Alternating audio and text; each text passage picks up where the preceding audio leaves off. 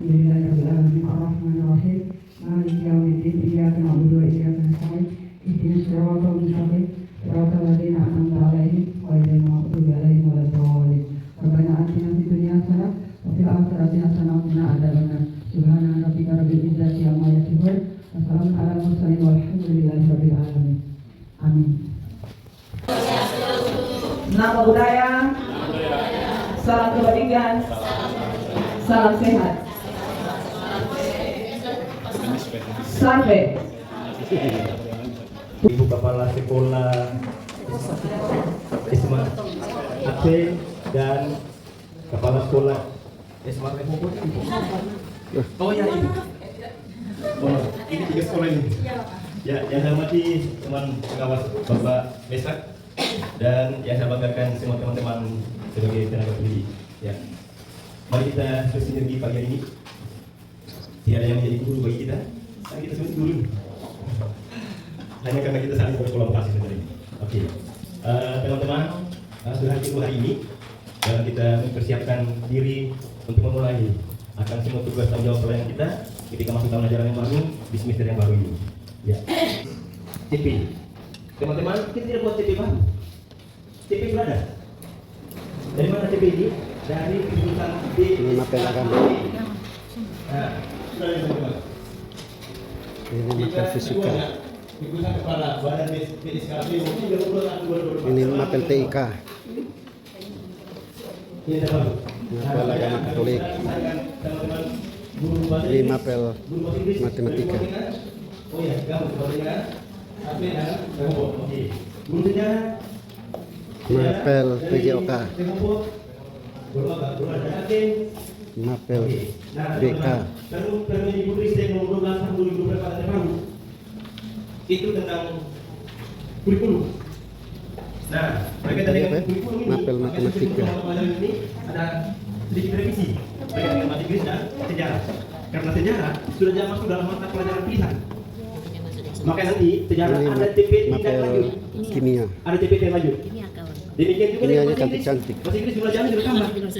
Oh, ini kimia Jadi bahasa kepala Inggris sudah sekolah. lagi selama Islamo. Kalau jangan pula. Jangan lupa subscribe. Permendikbud ini sudah Agak lama sedikit beres sekolah. keluhan dari teman-teman guru Ini bahasa Inggris. apa lagi? Teman-teman, kalau pertama kali diterapkan kurikulum ini, Sosiologi, yang kalau antropologi. pertama adalah guru apa teman-teman?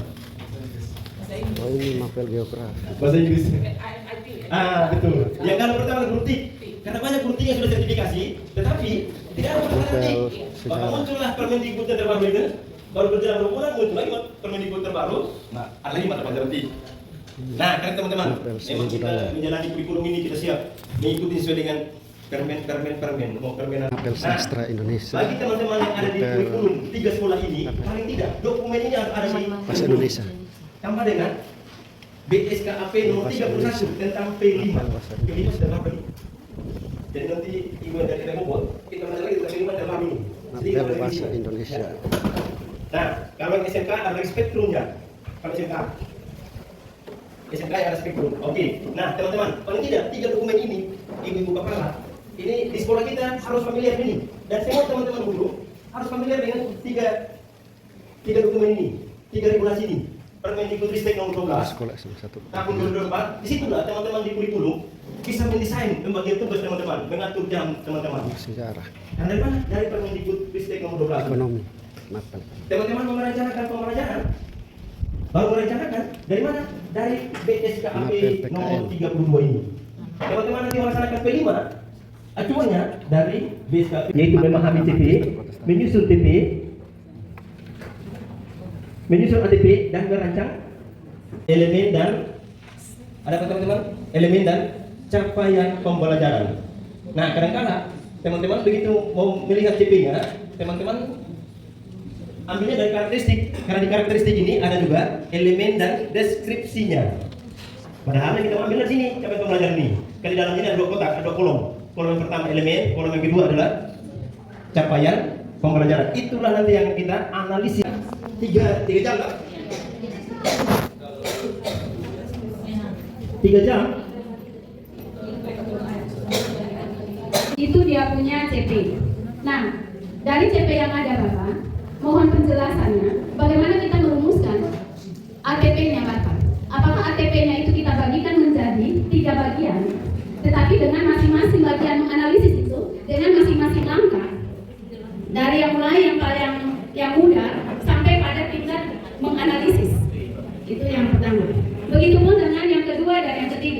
Kalau merumuskan, itu berarti bahwa sampai pada tingkat akhir bahwa siswa dapat mengimplementasi.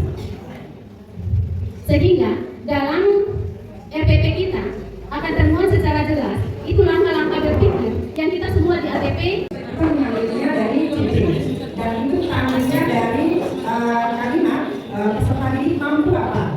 Jadi kita harus mengambilnya dari berdasarkan KKO, ya kan? Nah di bahasa Indonesia itu sumbernya KKO. Atau backward design.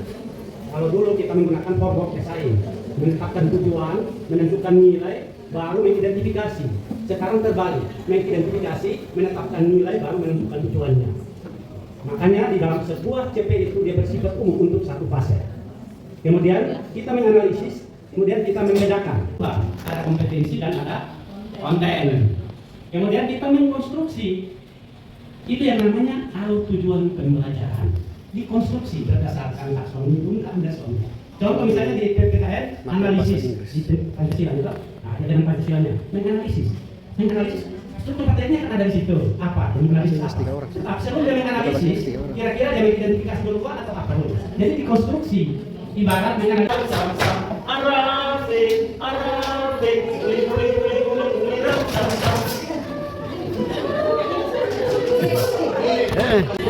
Satu ditambah satu kita sudah tahu, tapi dia punya cara. Satu ditambah satu sama dengan dua. Dua ditambah dua sama dengan empat. Empat ditambah empat sama dengan delapan. Delapan ditambah delapan sama dengan 16.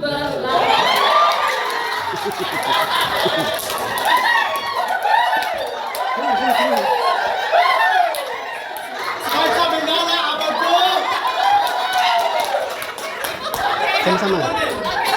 Sama-sama. Ayo ulang.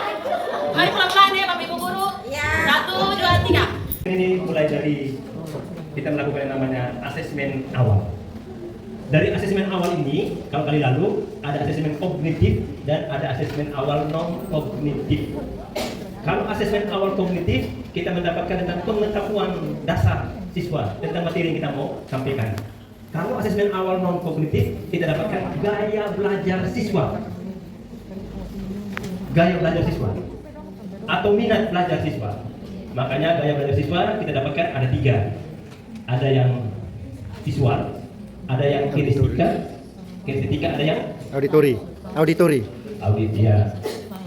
3. Saya sudah selesai, walaupun terlalu bagus mungkin, tapi sudah selesai. Ya. Bukan berarti di situ hanya untuk dipajangkan, tetapi di situ ambil dan bisa kita pakai dengan catatan bahwa menyesuaikan. Tetapi sudah ada. Hanya apakah kita hanya pakai saja? Harus paling tidak kita harus tahu. Ini peserta didik mampu memahami kelangkaan sebagai inti dari masalah ilmu ekonomi. Dan teman-teman bisa membacanya di situ, ya.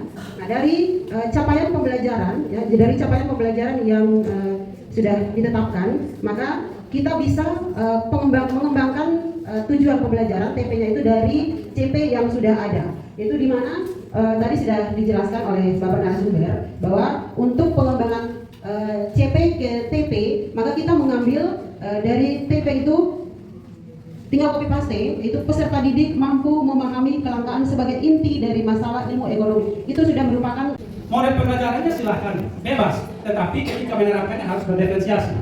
Karena diferensiasi itu bukan model tetapi pendekatan pembelajaran. Silahkan mau pakai model apa saja boleh, tetapi jangan lupa penerapan diferensiasinya. Nanti dari model itu bagian mana yang masuk dalam konten, bagaimana yang masuk dalam proses, bagaimana yang masuk dalam produk. Kita beraksi masuk ke model. Tadi itu ya dengan caranya untuk dia mudah, itu artinya dia mudah untuk mengingat. Jadi tidak ada satu batasan bahwa oh tidak boleh format seperti itu, tidak boleh buat seperti itu, tidak. Tetapi itu yang tadi bilang. Karena saya terlalu semangat karena saya yang paling penting di belakang situ. Ya teman-teman cantik semua dari saya. Betul Meli sana ada jadi. Tadinya berencana untuk coba membuatnya seperti yang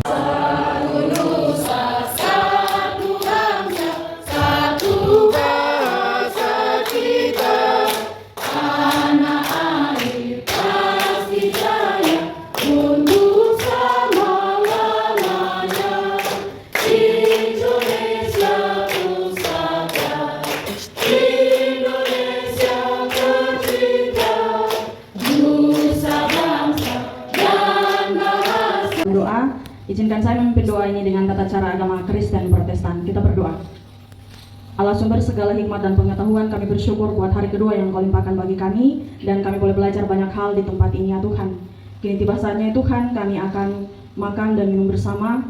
Allah berkenan memberkati makanan minuman yang telah tersedia. Biarlah ketika kami mengambil dan menikmatinya ya Tuhan, boleh menjadi kekuatan baru bagi tubuh dan jasmani kami, agar kami boleh melanjutkan kegiatan kami dengan materi-materi yang lain dengan baik. Terpujilah nama-Mu, kami siap menerima berkat-Mu, di dalam nama-Mu kami berdoa. Amin. Surat makan siang teman-teman.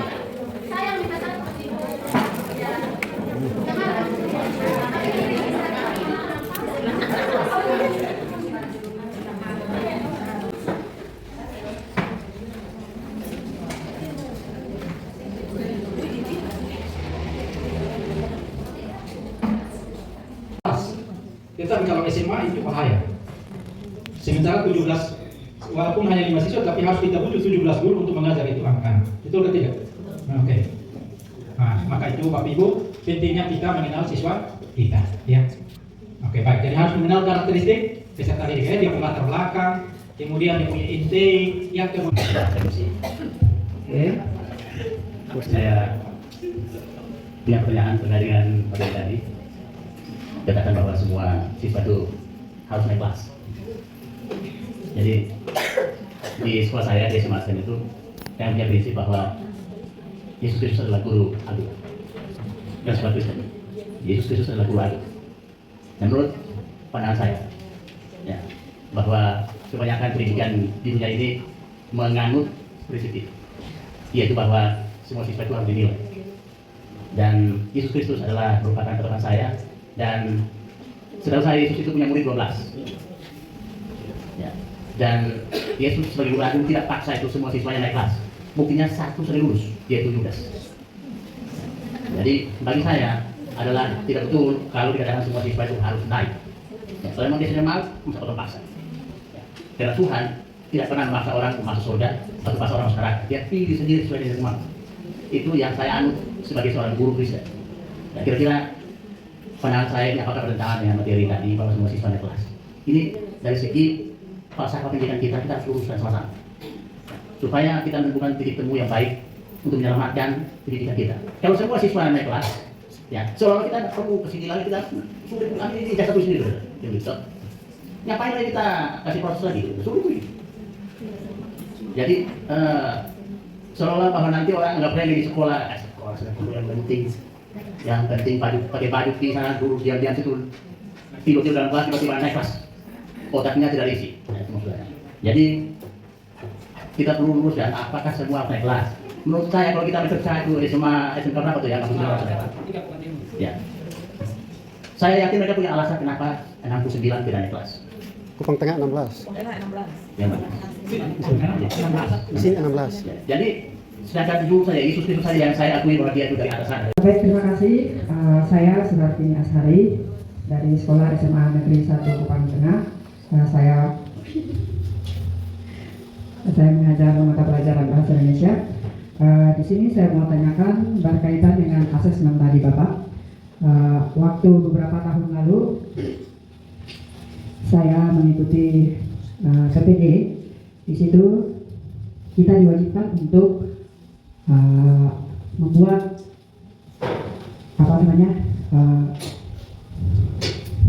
modul ajar. Ya, kita diwajibkan untuk kurikulum merdeka. Nah, dalam modul ajar itu ada 3 poin yang harus kita buat. Yang pertama tadi itu tentang harus ada 3 poin. Salah satunya itu tentang asesmen ini. Nah, di asesmen ini yang saya dapat dari PPD itu ada asesmen formatif seperti yang Bapak jelaskan tadi, ada asesmen sumatif, Kemudian ada satu lagi asesmen diagnostik. Nah, di sini tadi Bapak menjelaskan bahwa asesmen formatif itu dia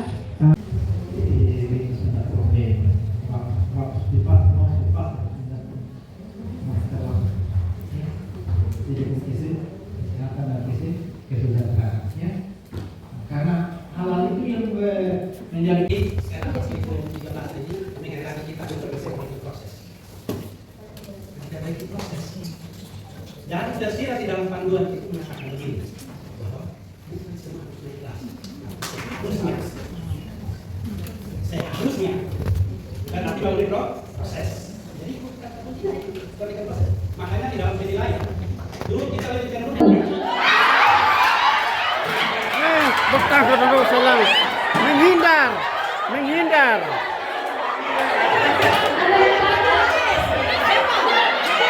Santai, secara. Abi.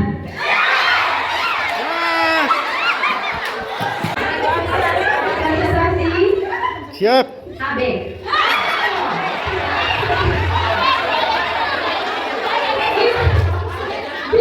Dua instruksi saja. Abi, Abu. Selain dari itu tidak ada seperti itu.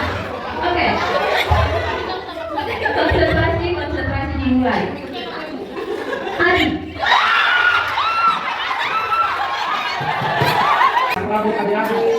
Oke, sudah?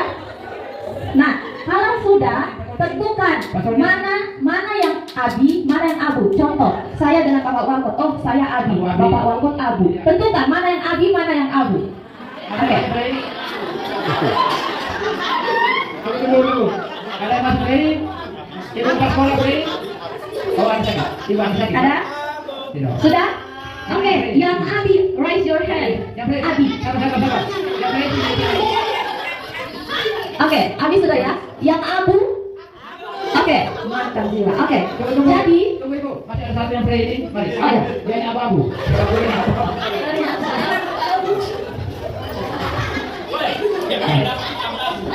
Bapak, ya Bapak damai. Ya Bapak damai saya. Ya, boleh. Oke. Silakan. Bapak di sini. Ingat konsentrasi. Saya. Oke, sudah? Sekarang bentuk buat tangannya seperti ini. Abi, Ab. Kayak mau bersalaman tapi tidak bersentuhan. Nah, begitu. Oke. Ya, seperti ini. Oh, pakai kakak begitu. Ya, seperti ini. Sudah? Oke. Nah, kalau saya sebut Abi, berarti Abi tangkap Abu. Kalau saya sebut Abu, berarti Abu tangkap Abi. Boleh mengerti? Boleh mengerti? Ya, yang ditangkap, yang mau ditangkap, pokoknya harus mengingat supaya jangan ditangkap. Boleh? Dengan ya. Berarti kan tanda tangan ya. Tangannya yang ditangkap. Oke. Ya, bukan begini, Bapak. Makanya ya, begini, tapi bersalaman tapi tidak bersentuhan. Ya. Seperti Bapak berdua ya, seperti ini tadi kan. Ya. Sudah tentukan mana yang Abi, mana yang Abu. Jadi dengar instruksi dari sini. Kalau saya bilang Abi, berarti Abi tangkap Abu. Abinya dipindah dari kakak tersebut. Nah, Bapak itu iya, oke. Kita coba dulu. Oke, coba ya, coba. Nah, instruksinya cuma Abi dan Abu. Hanya ada dua instruksi. Tidak ada instruksi lain. Pokoknya Abi bergerak bertangkap. Oke, boleh? Oke, contoh ya, contoh. Oke, konsentrasi Abi.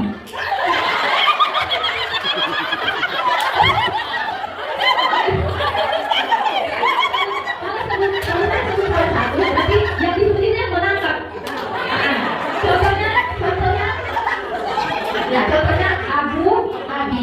Saya sebut Abu, berarti Abu tangkap Abi. Makanya, ya. Jangan kita guru yang buat sendiri, suruh mereka yang. Dan mereka ini memerlukan orang-orang yang sabar, mampu menguasai emosional.